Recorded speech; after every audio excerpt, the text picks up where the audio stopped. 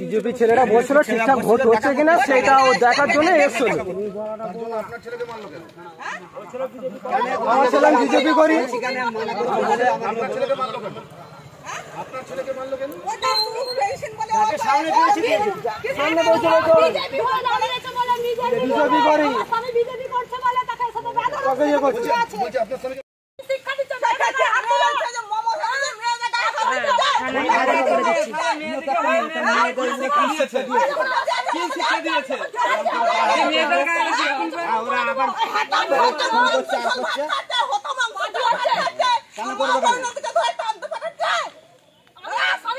কখনো বলছে মেয়ে ছেলেদিকে তুলে নিয়ে এবার হচ্ছে মেন কথা হচ্ছে আমি হচ্ছে এই জায়গা হচ্ছে বুথ সভাপতি প্লাস হচ্ছে বিজেপি করি।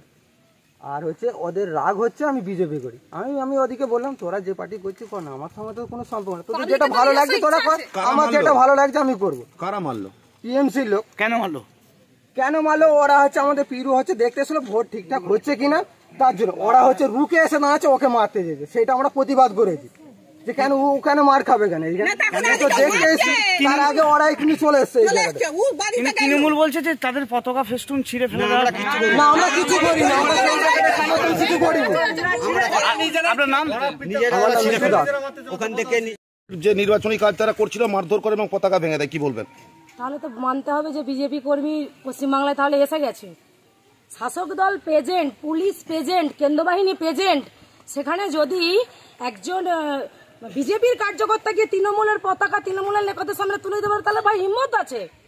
একটা বিজেপির বুথ সভাপতিকে প্রকাশ্যে মারধর করা হচ্ছে, সেখানে রাজ্য পুলিশ প্রশাসন প্রেজেন্ট, কিভাবে গায়ে হাত উঠতে পারে? গণতন্ত্র কোথায়? যেখানে গণতন্ত্র ভোট দিতে গেলে মা বোনদের সম্মান লুণ্ঠন হয়। মমতা ব্যানার্জি মিতালি বাগ যেমন সেই রকম কি পশ্চিমবাংলাটাকে পেয়ে গেছে নাকি? পশ্চিমবাংলাটাকে তৃণমূলের বাবা সম্পত্তি পেয়েছে নাকি যে যাত্রার গায়ে হাত তুলে দেবে? ভোট দেওয়ার কি রাইট নেই? গণতন্ত্র কি হারিয়ে গেছে? মুখ্যমন্ত্রী বলে দেখ গণতন্ত্র হারিয়ে গেছে, কাল থেকে আর ভোট হবে না। বলে দেখ মুখ্যমন্ত্রী, পশ্চিমবাংলা থেকে অবিলম্বে ওই মমতা ব্যানার্জিকে চুলের মুঠি থেকে ধরে নবান্ন থেকে নামানো উচিত।